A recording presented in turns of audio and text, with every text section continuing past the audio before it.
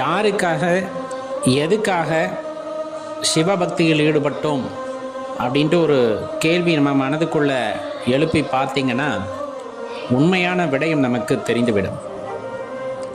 சிவபெருமானை சரணடைதல் அப்படிங்கிறது எளிதாக நிகழுவது அல்ல.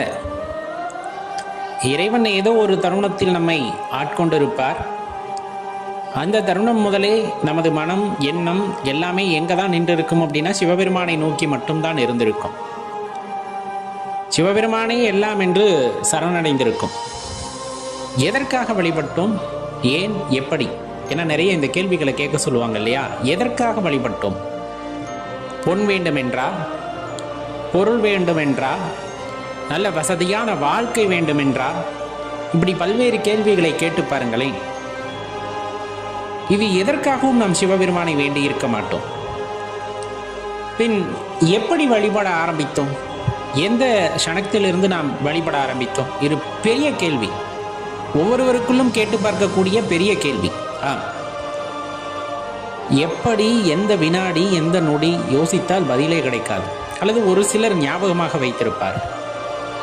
ஏதேனும் ஒரு ஆலயத்திற்கோ அல்லது ஏதேனும் ஒரு விஷயத்தை பற்றி பேசியிருக்கும் பொழுதோ திடீரென்று ஒரு உணர்வு, இறைவன் ஆட்கொண்ட அந்த தருணம் என்னவென்றே தெரியாமல் அழுது உளறி என்ன பேசினோம் என்று தெரியாமல் பேசி கதறி இறைவனின் திருநாமத்தை சொன்ன அந்த வினாடி, அது முதலே இன்று வரை இந்த வினாடி வரை ஐயனை தவிர வேறு எதையும் மனது ஏற்றுக்கொள்ள மாட்டேங்கிறது. எப்போ பார்த்தாலும் சிவபெருமானே அப்படின்னே சுற்றி சுற்றி வந்து கொண்டிருக்கிறது மனது அப்படிங்கிறது மட்டும் ஒரு சில பேருக்கு தெரியும்.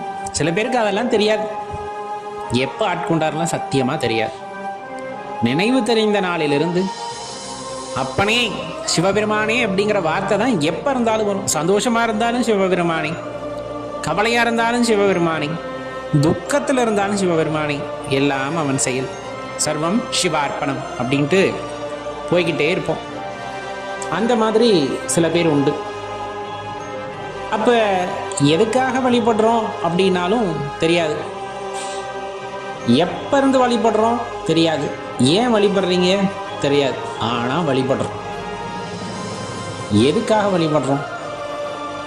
நிம்மதி, மனதிலே ஒரு அமைதி.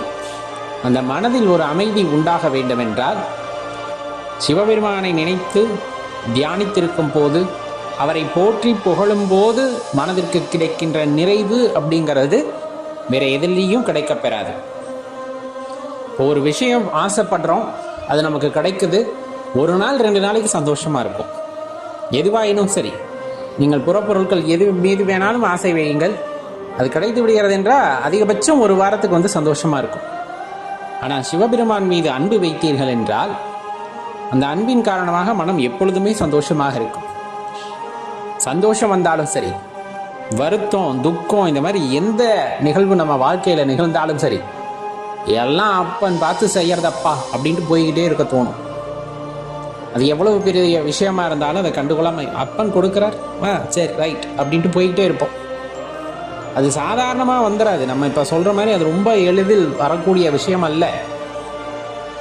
அவரே எல்லாம் என்று அவரது பொற்பாதத்தை சரணடைந்த பிறகு அந்த மனதானது உண்டாகும். எது வந்தாலும் பார்த்துக்கலாம், இப்போ என்ன அப்படிங்கிற அந்த ஒரு மனசு இருக்கு இல்லையா, அது அவ்வளவு சாதாரணமாக உண்டாயிடாது. அப்பனோட திருவருள் கருணை எப்பொழுது கிடைக்கிறதோ அப்போதுதான் அந்த மனம் வரும். ஆட விடுப்பா பார்த்துக்கலாம் அப்படிங்கிற அந்த ஒரு தன்மை. ஏன் விடுப்பா பார்த்துக்கலாங்கும் போதே என் கூட இருக்கிறது யாரு? என் கூட இருக்கிறது யாரு? சிவபெருமான். அவரை மீறி இங்கு எதுவும் நடந்துவிட போவதில்லை.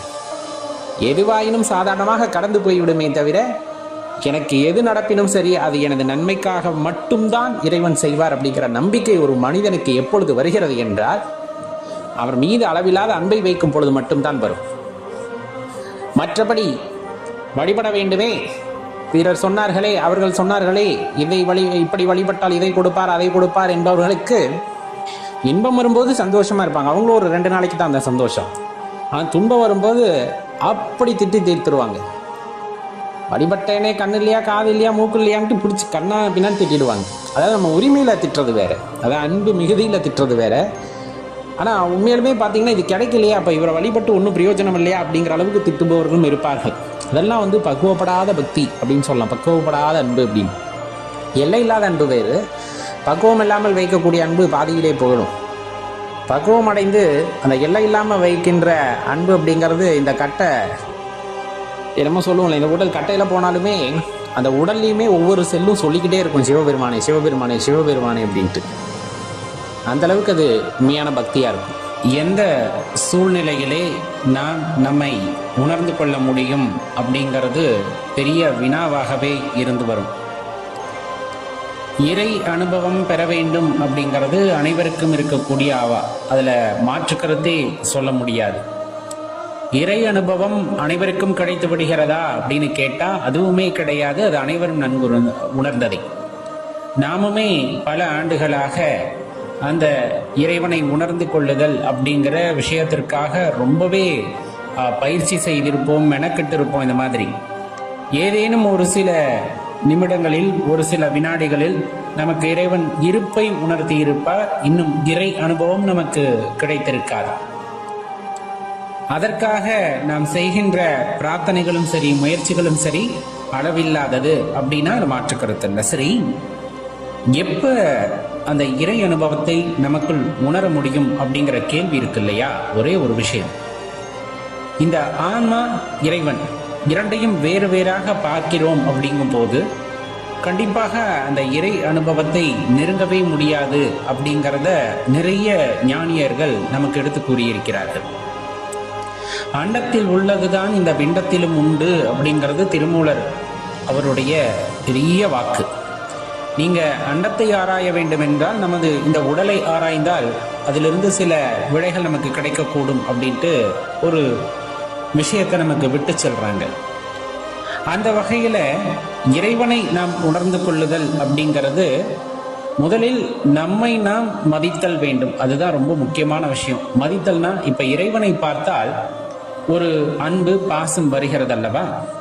பொதுவாகவே இறைவன் மீது பக்தி கொள்வோம், அன்பு கொள்வோம். ஆனால் நம் மீது அதே பக்தி இருக்கிறதா, நம் மீது அதே மரியாதை இருக்கிறதா, அந்த மதிப்பு இருக்கிறதா அப்படின்னா நமக்கு நாம் பெரிதாக மதிப்பு கொடுப்பது இல்லை அப்படிங்கிறது தான் பொருள். அது என்ன மதிப்பு கொடுக்கிறது? இப்ப இறைவனை பார்த்தால் கையெடுத்து கும்பிடுகின்றோம், இறைவனை பார்த்தால் அப்படியே பவ்யமாக அமர்ந்து விடுகின்றோம். ஆனால் நம்மை நாம் மதிப்பது என்றால் எவ்வாறு அதற்கு பொருள் கொள்வது அப்படிங்கிறது பெரிய கேள்வியாத்தான் இருக்கும். முதலில் நம் எண்ணங்களை வலுப்படுத்த வேண்டும். அது ரொம்ப முக்கியம். நமக்குள் இருக்கின்ற அந்த பேராற்றல் இறை ஸ்வரூபம் அப்படிங்கிறத நாம் உணர்ந்து கொள்ள வேண்டும். அதற்கு கண்டிப்பாக உணர்தல் அப்படிங்கிறது அவசியப்படும். என்னன்னா நம்முடைய எண்ணங்களின் ஓட்டத்தை உணர்தல் அப்படிங்கிறது. எப்படி இந்த எண்ணங்கள் உருவாகின்றன, இதன் எண்ண ஓட்டம் எவ்வாறு அமைகிறது அப்படிங்கிறதை பற்றி நம்ம ஆராய ஆரம்பிக்கின்றோம். அப்படிங்கும் போது கண்டிப்பா அதுல ஒரு முடிவு உண்டு. எண்ணங்கள் அதிகமாக பெருக்கெடுத்து வருகின்றன அப்படின்னா நமக்கு எந்த அனுபவங்களும் அங்கே ஏற்படாது. எண்ணங்கள் படிப்படியாக குறைய ஆரம்பிக்கின்றது அப்படிங்கும் போது ஒரு சில அனுபவங்கள் நமக்கு கிடைக்க பெறும். இந்த அனுபவங்கள் நிறைய பேருக்கு இருந்திருக்கும். ஏன்னா எண்ணங்களை வந்துட்டு முழுமையா நிறுத்த முடியாததன் காரணமா படிப்படியா குறைக்கணும் அப்படிங்கிறத சொல்லியிருப்பாங்க. அதன் போக்கிலேயே விட்டு தான் குறைக்க முடியும் அப்படின்னு சொல்லப்படும். அப்படி குறைந்து கொண்டே வருகின்ற எண்ணங்களை வைத்து ஒரு காலகட்டத்திலே உள்ளத்தில் ஒரு தெளிவு உண்டாகும். எண்ணங்கள் குறையும் போது, அதாவது தப்பான எண்ணங்கள் மனதில் எதுவுமே உதிக்கவில்லை அப்படிங்கும் போது இறைவனை சுற்றிய அந்த எண்ணங்கள், எது உதிக்கின்ற எண்ணங்களும் இறைவனை சுற்றியே இருக்கின்றன, சிவபெருமானை சுற்றியே இருக்கின்றன. அப்படிங்கும் போது அந்த சிவத்தை பற்றின ஒரு தெளிவு பிறக்க ஆரம்பிக்கும். அந்த தெளிவே நமது தேடுதலுக்கு ஒரு அடிப்படையாக இருக்கும். நம்மை உணர்ந்து கொள்ளுதல், நமக்குள் இருக்கின்ற அந்த ஆன்மாவை உணர்ந்து கொள்ளுதல், அது இறை வடிவமானது அப்படிங்கிறத நாம் உணர்ந்து கொள்கின்ற அந்த சமயத்திலே பெரிய அனுபவங்களை நம்மால் பெற முடியும் அப்படிங்கிறத தெளிவா தெரிஞ்சுக்கணும். தானும் சிவமும் வேறு வேறு அப்படின்னு நினைச்சா வேறு வேறு ஆயிடுவோம், அந்த அனுபவத்தை பெற முடியாது. தானும் அந்த சிவமும் ஒன்றே அப்படிங்கிற அந்த நம்பிக்கை நமது மனதுக்குள் பிறக்கும் பொழுது கண்டிப்பா சிவத்தை உணரக்கூடிய வாய்ப்பு அப்படிங்கிறது கிடைக்கும்.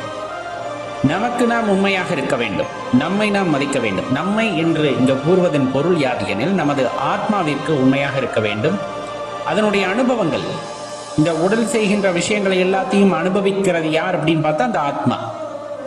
அந்த ஆத்மாவிற்கு நல்ல அனுபவங்களை கொடுக்க வேண்டியது நமது கடமை. அப்ப இறை சிந்தனைகளே, இறை நாமங்களை நாம் பேசிக் கொண்டிருக்கின்றோம் அப்படிங்கிறது இந்த இறை அனுபவத்தை அனுபவிப்பது இறைவன், சொல்ல போனா அனுபவிப்பது ஆன்மா. அப்ப அந்த அனுபவம் அதற்கு நல்ல அனுபவமாக இருக்கின்ற பட்சத்திலே இறை அனுபவங்களை அதனால் உணர முடியும், அந்த அனுபவங்களை நாம் அனுபவிக்க முடியும்.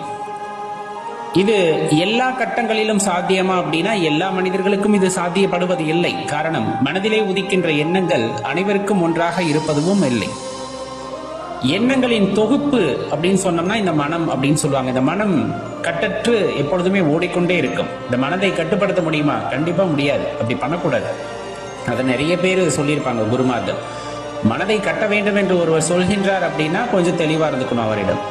மனம் போற போக்கிலேயே போய் அந்த போக்கை திசை திருப்புவது எப்படிங்கிற முயற்சியை தான் ஆரம்ப காலகட்டத்தில் பண்ணணுமே தவிர, எடுத்ததுமே மனசை நான் கட்டுப்படுத்த போறேன் அப்படின்னு சொன்னா அதற்குள் இருக்கின்ற சில விஷயங்களை ஆராய வேண்டும்.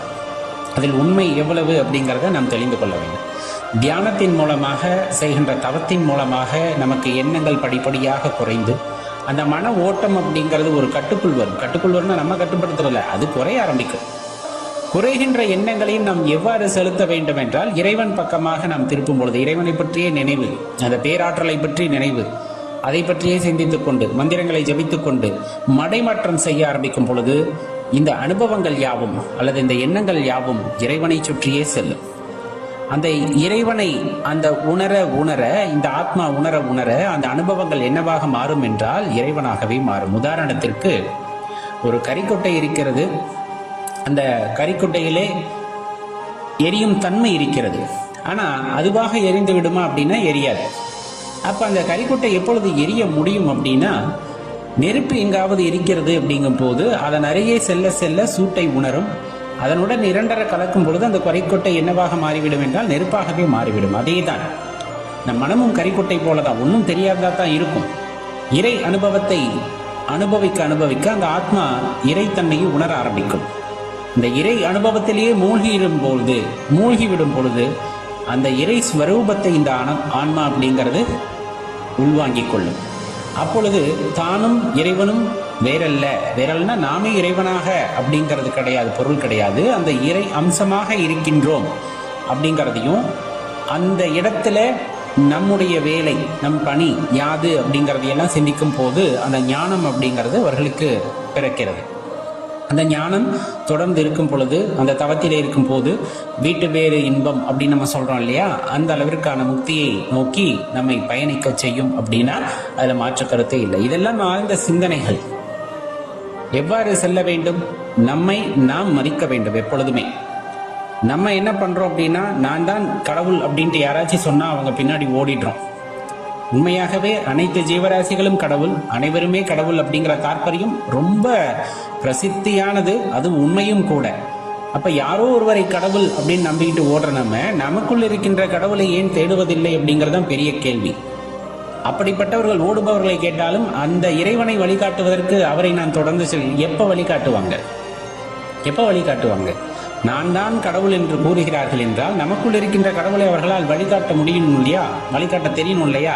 அது செய்ய மாட்டார்கள். செய்யவில்லை என்றால் அவர்களை தவிர்த்து விடுங்கள். அனைவருமே இறைவன் அப்படிங்கிற தாற்பயம் ரொம்ப சிறப்பானது. திருமந்திரத்திலே திருமூலர் பகவான் கூறுவதும் அதுதான். நமக்குள் இருக்கின்ற இறைவனை நாம் உணர வேண்டும். அதற்கான அதாவது முயற்சி செய்ய வேண்டும். முயலாமல் இருப்பவர்களுக்கு பிறர் இறைவனாக காட்சி தருவார். என்ன போய் சொன்னாலும் நம்ம கேட்டுட்டு பின்னாடி ஓடுவோம். முயல்கின்றவர்களுக்கு தன்னுள் இருக்கின்ற சிவம் காட்சியளிக்கும். அப்ப அடியேனும் சிவாம்சமே என்று உணரக்கூடிய அந்த சந்தர்ப்பம் வரும் பொழுது அந்த அனுபவத்தை அனைவருமே உணர ஆரம்பிக்கின்றார்கள். அதற்காக நாம் செய்ய வேண்டிய வேலை அப்படிங்கிறது உணர முயற்சித்தல் அப்படிங்கிறது ஒண்ணுதான் அப்படிங்கிறத தெளிவா தெரிஞ்சுக்கிட்டோம் அப்படின்னா வாழ்க்கையில பெரிய பெரிய மாற்றங்கள் ஏற்படும். அந்த மாற்றங்கள் நமக்கு விழிப்புணர்வை ஏற்படுத்தும். அந்த விழிப்புணர்வு எப்பொழுதுமே சிவ சிந்தனையிலே இருப்பதற்கு உதவும். எப்பொழுதுமே ஒருவர் சிவ சிந்தனையிலே இருக்கின்றார் அப்படிங்கும் பொழுது அந்த சிவானுபவம் அப்படிங்கிறது கைகூடும்.